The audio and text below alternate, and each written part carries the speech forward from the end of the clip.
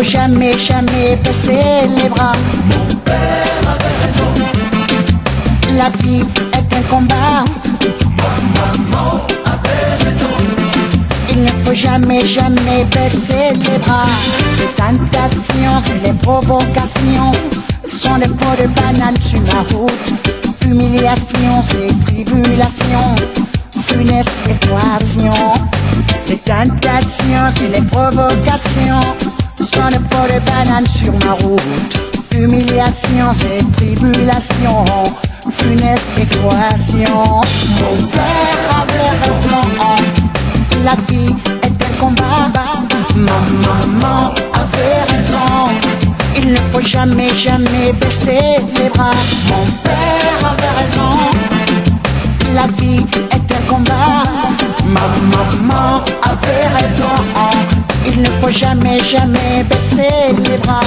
Les guet-apens et les bombardements, la terre est sans lumière. Les armements depuis 2000 ans rendent la vie amère.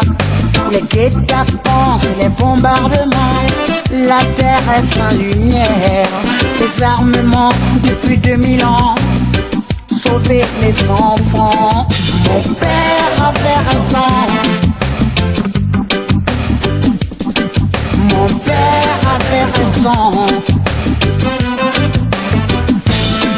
Mon père avait raison. Mon père avait raison. Il avait raison.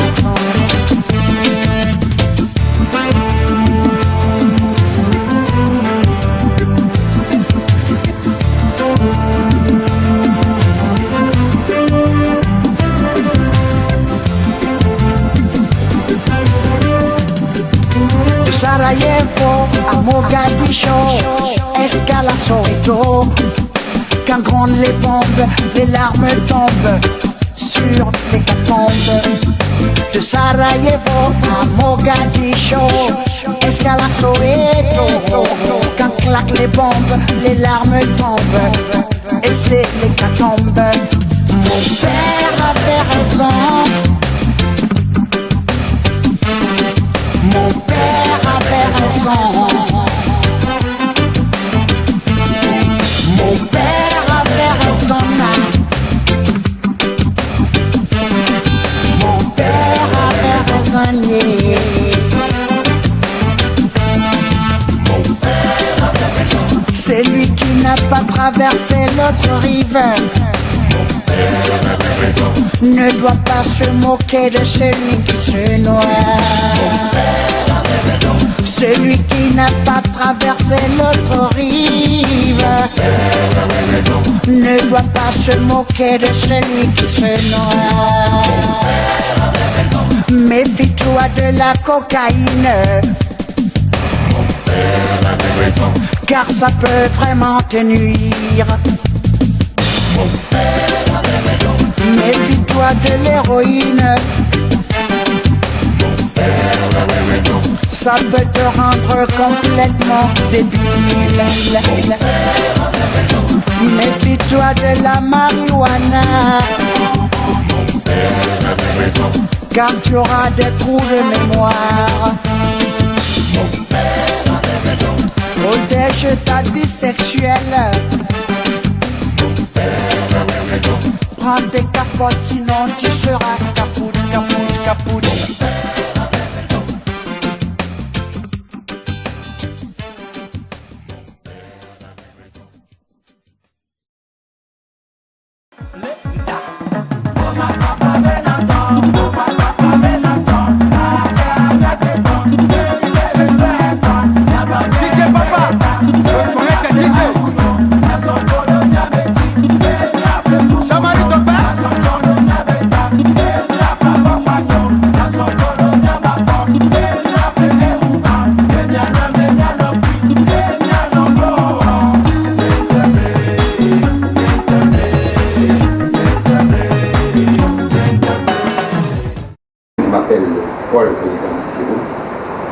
Je suis ingénieur pont de chaussée, maintenant au Togo on appelle ingénieur de travaux publics, de façon générale. Donc après mes études, j'ai d'abord travaillé celle des travaux publics.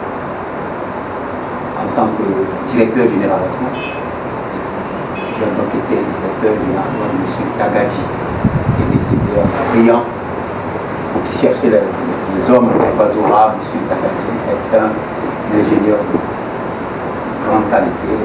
Malheureusement, il est décédé. Donc c'est lui pratiquement, je garde un modèle. Dès que je suis en clair, c'est lui qui m'a pris en charge. Et j'ai travaillé. Il avait des petits problèmes. Quoique travailleur pour travailleur, il avait des problèmes de santé. Nous étions plusieurs génieurs, on était jeunes quand on était rentrés, c'était dans les années 60. Hein. Mais il a beaucoup de... J'aimais travailler. Je ne sais pas que je ne veux pas dire que je suis travailleur, mais j'aimais travailler. Chaque fois, quand il avait des problèmes de santé, il me faisait venir dans sa maison. Il avait une maison, enfin il résidait à côté des travaux. C'était un logement socialiste. Il me faisait bosser. Moi aussi, comme ça m'intéressait, je me suis mis là. Donc c'était mon directeur, c'est après que j'ai été donc lui-même ayant été nommé directeur général de la sécurité. J'étais là comme directeur général des travaux. Donc quand un jour on m'appelle, je dis monsieur Aïba, on vous nomme pour lancer, ils appelaient ça le chargé du lancement de l'IAM, École africaine et mauricienne de l'architecture et de l'urbanisme. C'est ainsi que j'étais parti pour cette école, sous réserve que pendant quelque temps, je vais laisser ma place à un autre architecte alors de formation.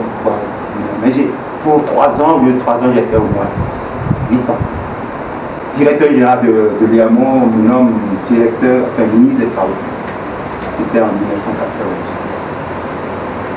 Voilà mon parcours. J'étais là, je travaille pendant 3 ans. J'ai fait 3 ans au ministère. On m'appelle à d'autres fonctions. Et de là, j'ai terminé en tant que conseiller technique. D'abord au ministère du Plan. Et en même temps, à la direction générale de la caisse, parce qu'ils avaient un projet de bâtiment, infrastructure immobilière, donc sur la m'a demandé d'être son conseiller pour mener à le projet qu'ils avaient. C'était en 2000. En l'an 2000, il y avait le lieu qui se préparait. On a eu à faire une centaine de villas dans le compte de l'OIA, parce qu'il fallait loger les gens qui veulent tout ça. Et ces villas maintenant, voilà, pratiquement mon parcours est prêt maintenant. J'ai pris mes libertés, je suis devenu retraité. Et de la retraite, j'ai créé mon bureau d'études. Ça fait pratiquement 25 ans que je suis directeur du bureau d'études que j'appelle les cadres. Monsieur Leco, disons que j'aurais pu le connaître à Sokodé, parce qu'il a commencé, il a fait le collège Sokodé. Mais j'ai été ordonné peut-être un peu à l'antenne, sinon on aurait joué ensemble dans la cour du collège Sokodé, qui est devenu lycée moderne de Sokodé. Donc je ne l'ai pas connu parce qu'il est de la promotion du ministre Baké. Ils ont 2, 3 ans, ou 4 ans même derrière moi. J'étais donc parti de la seconde. Après le bac, le BPC, j'ai quitté Sokodé. J'ai fait 1 an à Lomé avant d'aller en France, continuer avant mon bac. Donc M. Loko, je l'ai connu seulement en 1913. Lui, il venait, je crois, il n'y a pas longtemps. Moi, j'étais donc directeur général adjoint de l'IP, comme je disais. On a travaillé, d'abord, il nous a sollicité. Vous savez, en ce temps, il n'y avait pas beaucoup de structures pour faire les calculs et tout ça. Donc, il nous a sollicité pour faire plusieurs études, dont le CNETI. Le CNETI, donc, on travaille ensemble. Et quand j'ai été donc nommé directeur pour lancer Filiamo, j'ai eu appel à l'un des pionniers, hein, parce que n'étant pas architecte, il fallait que je m'entoure de choses. Et Loko était vraiment la personne clé qui m'a vraiment aidé, soutenu pour pouvoir lancer cette école. Il n'y avait rien. C'est une école inter-État. Donc il fallait préparer les programmes d'enseignement. Donc Loko est vraiment une personne clé qui m'a vraiment aidé. D'abord par le travail qu'il m'a apporté. Il m'a donc fait le poids de tous les enseignements qu'ils ont reçus. Et puis surtout, dans le domaine de l'architecture, donc pas de problème. Mais en urbanisme, il m'a recommandé à un monsieur qui s'appelle Kokri, qui était directeur d'une école d'université d'ailleurs, du Libanais sur la France.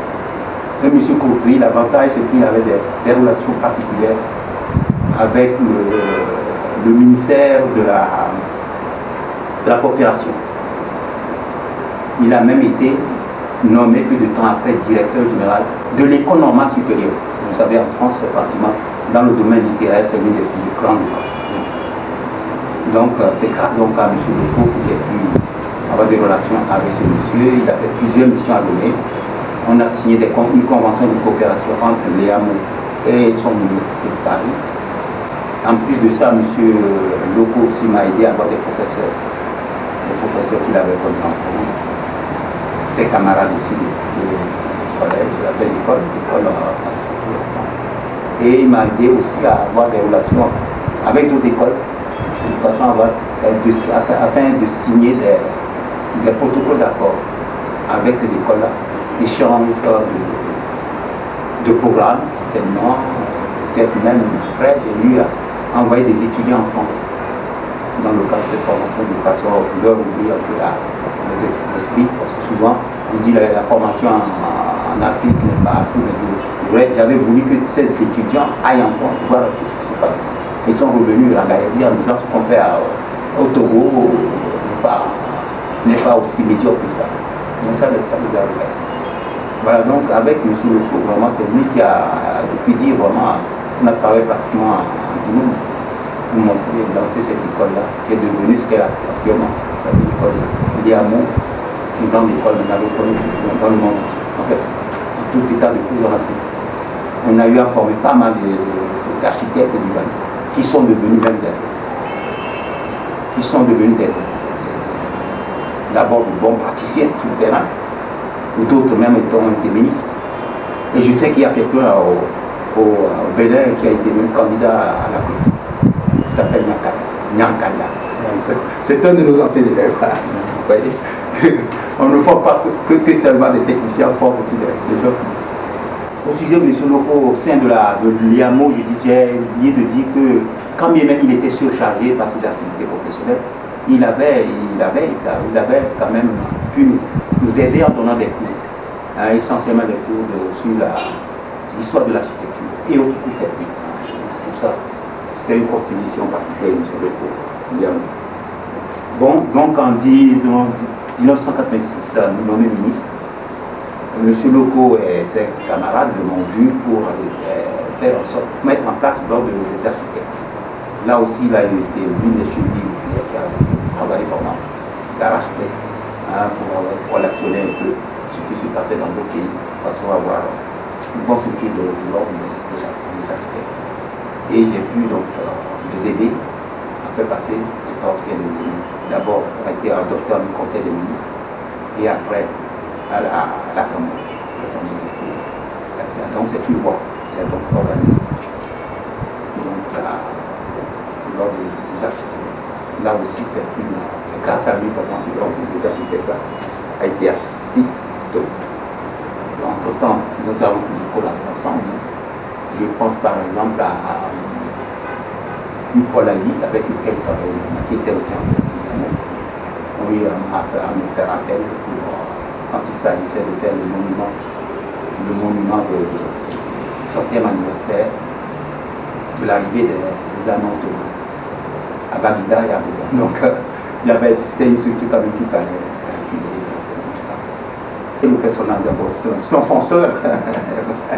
Moi, je l'admire pour ça, il est vraiment un fonceur, un travailleur. Donc, et puis, quand il a quelque chose en tête, il le met. Donc, ça, je ne peux pas parler de ses qualités d'architecte, tout le monde le connaît.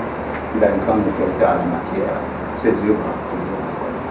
À Lomé, et autres, que ce soit pour les bâtiments publics ou privés, on connaît déjà sa signature quand on va y mettre le cours. Donc, magistral. Donc, c'est un monsieur, c'est un jeune frère que j'admire énormément. Je ne sais pas si c'est réciproque. En tout cas, je l'admire énormément, je vois un peu comment il fonce et courageux. Voilà. Et il mène jusqu'au bout ce qu'il a de la tête. C'est déjà bien. Voilà. Ben, sinon, c'est lui souhaiter d'abord en bonne santé. Hier, on s'est parlé. Je crois qu'en entendant parler, la porte est bonne. Hein. Et puis, de continuer, de ne pas laisser tomber son job en tant qu'architecte, parce qu'on a besoin de travailler. Moi, je suis ingénieur. Nous avons des métiers à vie. Donc, tant qu'on est en bonne santé, le métier, on n'aura jamais achevé le grand 2. Donc, c'est pourquoi on travaille en ce cas. Quand bien même les temps sont durs, donc nous aussi, nous allons continuer à travailler. Voilà. Personnellement, dans le métier d'architecte. Voilà.